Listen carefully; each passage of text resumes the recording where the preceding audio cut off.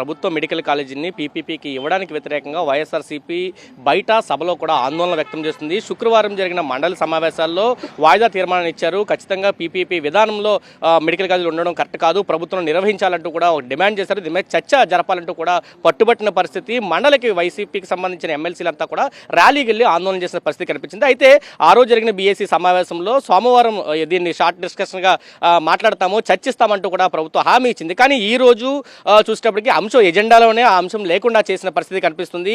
ఒక దొంగ తిరుగుడి విధానాన్ని ప్రభుత్వం అవలంబిస్తుంది. శనివారానికి దాన్ని వాయిదా వేస్తామంటూ కూడా లీకులు ఇస్తున్న పరిస్థితి కనిపిస్తుంది. దీని మీద ఈ రోజు కూడా వైఎస్ఆర్సీపీ ఎమ్మెల్సీలు ఆందోళన బాట పట్టబోతున్నారు. మండలిలో అదే అంశానికి సంబంధించి ఈ రోజు కూడా వాయిదా తీర్మానాన్ని ఇవ్వబోతున్నట్టు తెలుస్తుంది. మనతో పాటు వైసీపీకి సంబంధించిన ఎమ్మెల్సీలు ఉన్నారు, వాళ్ళతోటి మాట్లాడడం. మేడం ఏం చెప్తారు? అంటే శుక్రవారం మీరు ఆందోళన చేశారు, ఈ రోజు షార్ట్ డిస్కషన్కి అనుమతిస్తామని చెప్పారు, కానీ ఈ రోజు ఎజెండాలో కూడా ఎక్కడ లేని పరిస్థితి కనిపిస్తుంది. అదే అండి, బీఏసీ సమావేశం మొన్న జరిగింది. ఆ రోజు ఖచ్చితంగా వాళ్ళు మాట ఇచ్చారు, మా ఆందోళనకి తలొగ్గి వాళ్ళు మాట ఇచ్చారనమాట. ఈ సోమవారం చర్చలో ఈ మెడికల్ కాలేజీలు ప్రైవేటీకరణ అంశం మీద చర్చకు ఒప్పుకుంటాము అని చెప్పి, కానీ ఈరోజు ఆ మాటని తప్పి ఆ అంశాన్ని ఇందులో పెట్టలేదన్నమాట. ఎందుకంటే ప్రభుత్వం భయపడుతుంది, ఈ ప్రైవేటీకరణ అనే అంశం ద్వారా వీళ్ళు తప్పు చేశారు కాబట్టి ఈ విధంగా భయపడి వెనక్కి తగ్గిన పరిస్థితి కనపడుతూ ఉంది. అందుకని మళ్ళీ ఈ అంశం అనేది చర్చకు వచ్చేంత వరకు కూడా మా వైఎస్ఆర్ కాంగ్రెస్ పార్టీ ఈ విధంగా ఆందోళన కొనసాగిస్తూనే ఉంటాము. ఈ ప్రైవేటీకరణ జీవోని 590ని వెంటనే వెనక్కి తీసుకోవాల్సిన అవసరం ఉంది, రద్దు చేయాల్సిన అవసరం ఉంది. అది మేము డిమాండ్ చేస్తూ ఉన్నాము. నిజంగా వీళ్ళు తప్పు చేయకపోతే ఎందుకు వీళ్ళు భయపడుతూ ఉన్నారు? అసలు వీళ్ళు ముడుపుల కోసం, కమిషన్స్ కోసము ఈ పీపీపీ మోడ్ తీసుకువచ్చారు కాబట్టి ఈ విధంగా వీళ్ళు వెనక్కి తగ్గి చర్చకు కూడా భయపడే పరిస్థితి మనం చూస్తూ ఉన్నాము. అలాగే తీసుకుంటే ఆ రాజ్యాంగం ఆర్టికల్ 21లో ప్రజలకు జీవించే హక్కు ఇచ్చింది. కానీ ఈ మెడికల్ కాలేజీల ప్రైవేటీకరణ ద్వారా ఆ హక్కును కూడా వీళ్ళు కాలు రాస్తూ ఉన్నారు. ప్రభుత్వ మెడికల్ కాలేజీలు ప్రైవేట్ పరం అయిపోతే రేపొద్దున్న వైద్యం అంతగా ప్రజలు చనిపోతారు ఆ 10 జిల్లాల్లో. సో దీన్ని కూడా రాజ్యాంగం ఇచ్చిన హక్కులను కూడా వీళ్ళు కాలు రాసే దుర్మార్గకరమైన పరిస్థితులు కనిపిస్తూ ఉన్నాయి. అలాగే తీసుకుంటే చంద్రబాబు నాయుడు గారు, పవన్ కళ్యాణ్ గారు, అలాగే వైద్య శాఖ మంత్రి అయిన సత్యకుమార్ గారు వీళ్ళందరూ కూడా మోడీ గారిని పొగుడుతారు, భజన చేస్తారు, అతనే ఆదర్శం అని చెప్తారు కదా.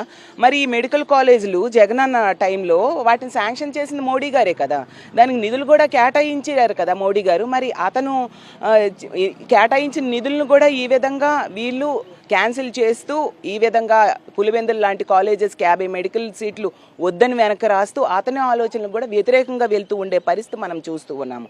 అలాగే మోడీ గారు చెప్పారు, ప్రతి పార్లమెంట్ నియోజకవర్గానికి ఒక మెడికల్ కాలేజ్ ఉంటే బాగుంటుందని ఆలోచన చేశారు. అంటే అతని ఆలోచనలు కూడా తొంగలో తొక్కుతూ ఉండే పరిస్థితి. అలాగే రాష్ట్ర వ్యాప్తంగా, దేశవ్యాప్తంగా కూడా ఎయిమ్స్ తరహా మెడికల్ కాలేజీలు పెట్టడానికి కేంద్ర ప్రభుత్వం నిర్ణయించింది. వాళ్ళేమైనా వీళ్ళలాగా పీపీపీ మోడ్లో కడుతున్నారా? మరి మోడీ గారు ఆదర్శం అయితే ఈ ప్రభుత్వ మెడికల్ కాలేజీలే రన్ చేయాల్సిన అవసరం ఉందా లేదా? అలాగే తీసుకుంటే అన్ని రకాలుగా కేంద్ర ప్రభుత్వ ఆలోచనలు వీళ్ళు తొంగలో తొక్కుతూ ఉండే పరిస్థితి మనం చూస్తూ ఉన్నాము. అలాగే చంద్రబాబు నాయుడు గారు తీసుకుంటే తన జూనియర్స్ని చూసైనా బుద్ధి తెచ్చుకోవాలి. చాలామంది పక్క రాష్ట్రాల్లో ఉన్న ముఖ్యమంత్రులు కూడా ప్రభుత్వ మెడికల్ కాలేజీలని కొనసాగిస్తూ ఉండే పరిస్థితి మనం చూస్తూ ఉన్నాం. పక్కనే ఉన్న ఒరిస్సాలో గతంలో నవీన్ పట్నాయక్ గారు ముఖ్యమంత్రిగా ఉండేటప్పుడు ప్రభుత్వ మెడికల్ కాలేజీలు కట్టిస్తే వాటిని ఇప్పుడు వచ్చిన గవర్నమెంట్లో ముఖ్యమంత్రిగా ఉన్న వ్యక్తి కొనసాగిస్తూ ఉండే పరిస్థితి మనం చూస్తూ ఉన్నాం. అలాగే ఇంకో పక్క రాష్ట్రం, తెలుగు రాష్ట్రం, అది రేవంత్ రెడ్డి గారు ముఖ్యమంత్రిగా ఉన్నారు, చంద్రబాబు నాయుడు గారికి జూనియరే కదా. అతనైతే కేంద్రం దగ్గర అనుమతులు తీసుకున్నారు మెడికల్ కాలేజీలకి, సొంత భవనాలు లేకపోతే అద్దె భవనాలు ఏర్పాటు చేసి మరి మెడికల్ కాలేజీలు ప్రభుత్వ పరంగా ఉండేట్టుగా చేస్తూ ఉన్నారు. మరి వాళ్ళందరినీ చూసి కూడా బుద్ధి తెచ్చుకోకుండా మన ఆంధ్రప్రదేశ్ రాష్ట్రంలో ఇలా స్వార్థపూరితంగా ప్రభుత్వ మెడికల్ కాలేజీని ప్రైవేట్ పరం చేయడానికి నిర్ణయం తీసుకోవడం ఎంతవరకు సమంజసమని మేము అడుగుతూ ఉన్నాం. మరీ దారుణం ఏంటి అంటే, ఎంత ఘోరం ఇది. ప్రభుత్వ మెడికల్ కాలేజీలు కనుక ప్రైవేట్ పరం అయితే ప్రజలకి జీవించే హక్కు పోతుంది. అంతేకాకుండా వాళ్ళకి వైద్యం అనేది రాజ్యాంగం ఇచ్చిన హక్కు, ఆ వైద్యం హక్కును కూడా వాళ్ళు కోల్పోయే పరిస్థితి మనం రానున్న రోజుల్లో చూస్తాం. అలాగే తీసుకుంటే చంద్రబాబు నాయుడు గారు ఇప్పుడు బెల్ షాప్స్ విచ్చలవిడిగా పెడుతూ ఉండే పరిస్థితి చూస్తూ ఉన్నాము. మరి అవి పెట్టడం మీద చూపించే శ్రద్ధ మెడికల్ కాలేజీలు ప్రభుత్వ పరంగా కట్టడం మీద ఎందుకు చూపించట్లేదు అని నేను అడుగుతూ ఉన్నాను. అలాగే మద్యం వినియోగము 10% పెంచడం మీద చూపించిన శ్రద్ధ ప్రభుత్వ మెడికల్ కాలేజీలు కట్టడం మీద ఎందుకు చూపించలేదు అని నేను అంటూ ఉన్నాను. అలాగే బెల్ షాప్స్తో పాటు పెర్మిట్ రూమ్స్ కోసం వీళ్ళు ఏకంగా డైరెక్ట్గా జీవోలే ఇచ్చారు కదా, దాని మీద చూపించే శ్రద్ధ ఎందుకు ప్రభుత్వ మెడికల్ కాలేజీలు కట్టడం మీద చూపించలేదు?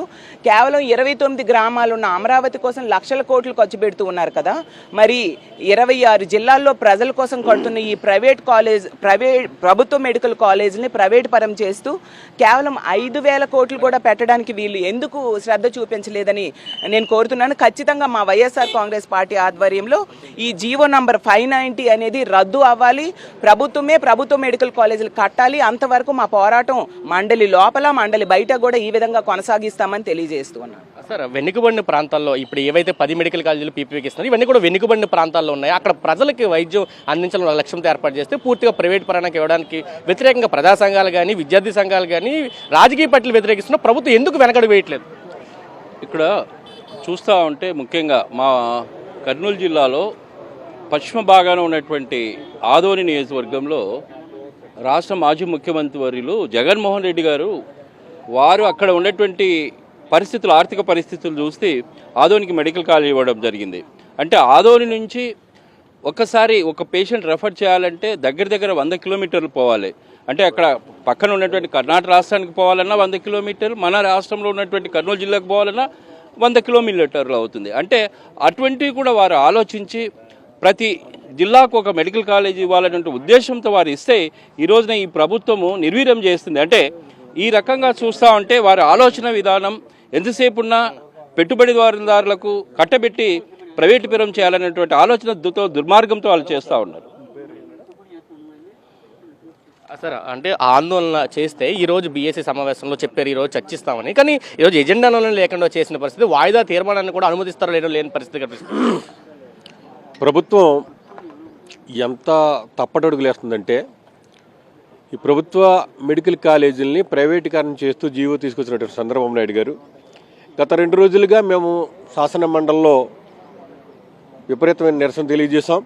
అదే బయట కూడా నిరసన తెలియజేశాం. మన ఏం చెప్పారు, సోమవారం ఖచ్చితంగా ఈ డిస్కషన్ చేద్దాం, షార్ట్ డిస్కషన్ అని చెప్పేసి మరి డిస్కషన్ చేసి సమావేశంకి వచ్చినప్పటికి ఈరోజు ప్రభుత్వం పారిపోతుంది. నేనేమంటానంటే, జగన్మోహన్ రెడ్డి గారు తీసుకొస్తున్నటువంటి ప్రభుత్వ మెడికల్ కాలేజీల వల్ల ఒక మెడికల్ స్టూడెంట్సే రారు. ఎందుకంటే మెడికల్ స్టూడెంట్తో పాటు ఒక కాలేజీ ఏర్పడితే ప్రొఫెసర్స్ వస్తారు, డాక్టర్స్ వస్తారు, పారామెడికల్ సిబ్బంది వస్తుంది, ఆ చుట్టుపక్కల కొన్ని క్యాంటీన్స్ వస్తాయి, మెస్సులు వస్తాయి, వైద్య సిబ్బంది వస్తుంది, నర్సెస్ వస్తారు, బీఎస్సీ నర్సింగ్స్ వస్తారు. ఇంత విధంగా వచ్చినప్పుడు ఆ ప్రాంతం అంతా కూడా డెవలప్ అవుతుంది. మరి 17 కాలేజీలు ఈ రాష్ట్రంలో జగన్మోహన్ రెడ్డి గారు తీసుకొస్తే ఈ రాష్ట్రంలో ఉన్నటువంటి ప్రాంతాలన్నీ అభివృద్ధి పొందవా?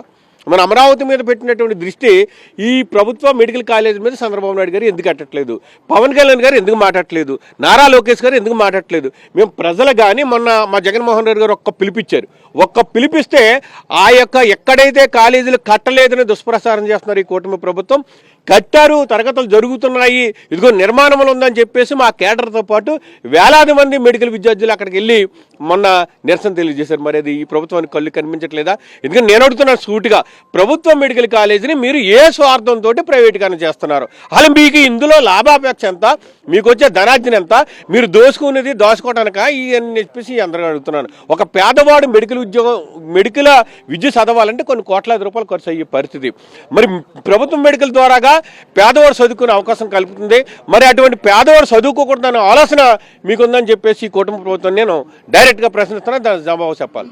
మేడం, పీపీపీలో ఇతర రాష్ట్రాల్లో చూసాం, నార్మల్ కన్వీనర్ కోటాలో ఉండే సీటు ఇక్కడ 15,000 రూపాయలు ఉంటే పీపీపీలోకి వెళ్ళిన తర్వాత 8 లక్షలు, దాదాపు 25 లక్షల వరకు వెళ్తున్న పరిస్థితి. ఇప్పుడు పీపీపీలో కూడా ఏ సీటుకి ఎంత అనేది కూడా రేటు కేటాయించిన పరిస్థితి కూడా ప్రభుత్వం కనిపిస్తుంది. ఏం చెప్తారు?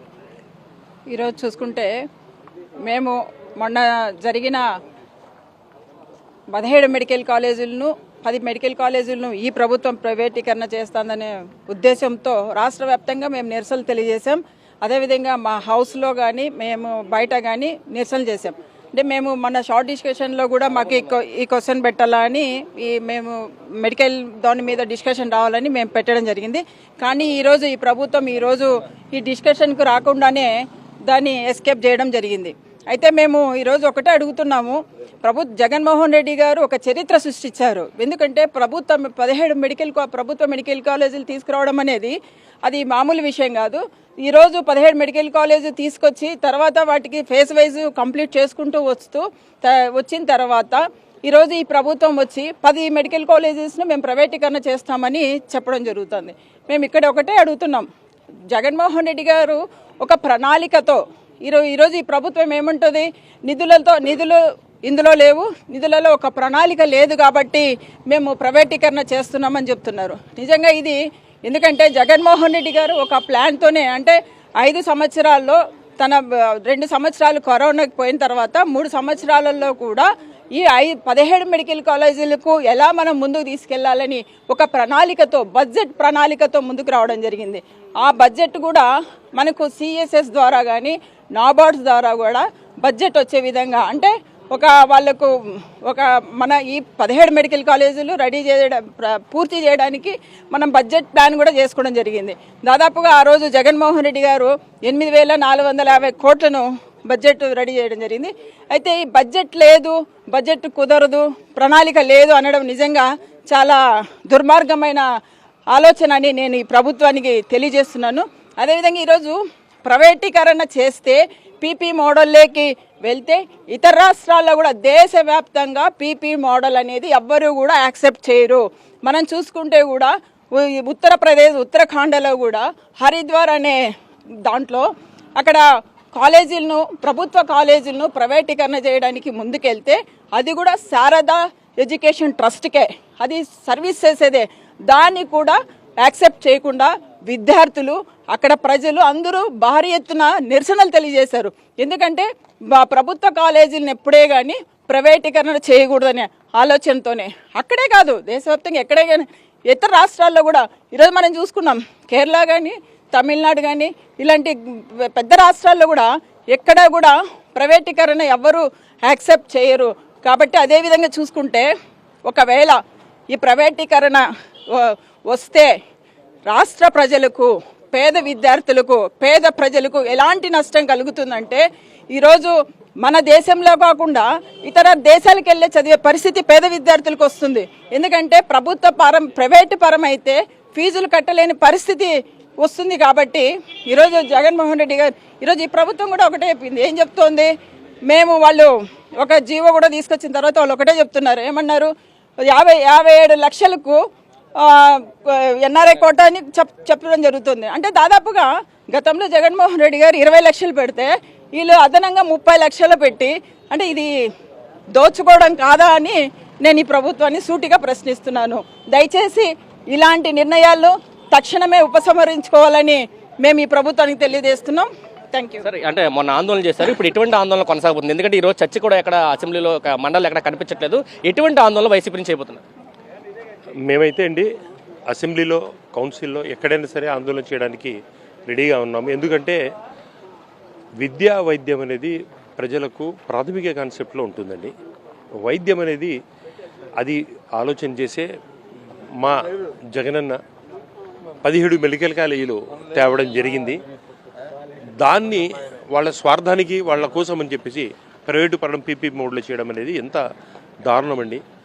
ఈరోజు చంద్రబాబు నాయుడు గారు చెప్తా ఉన్నారు పీపీపీ మోడ్ వల్ల మంచి జరుగుతుందని. ఒక చిన్న లాజిక్ అడుగుతాను నేను. పీపీపీ మోడ్లో ఫస్ట్ మెడికల్ కాలేజీలో స్టూడెంట్స్ ర్యాంక్ ఉండేవాళ్ళు గవర్నమెంట్ కాలేజీ కోరుకుంటారా, ప్రైవేట్ కాలేజీలు కోరుకుంటారా? అంటే గవర్నమెంట్ కాలేజీలోకి ఫస్ట్ సీట్లు ఫిల్అప్ అవుతున్నాయంటే గవర్నమెంట్ కాలేజీ బాగున్నట్లే కదా.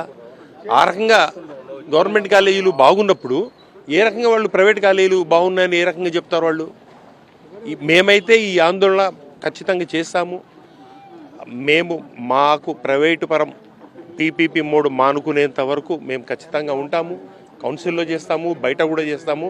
మా జగనన్న క్లియర్గా చెప్పాడు, రాబోయేది మా గవర్నమెంట్ వస్తే రద్దు చేస్తామని చెప్పేసి ఆ నిర్ణయం తీసుకున్నందుకు నేను జగన్మోహన్ కూడా ధన్యవాదాలు తెలుపుకుంటాను.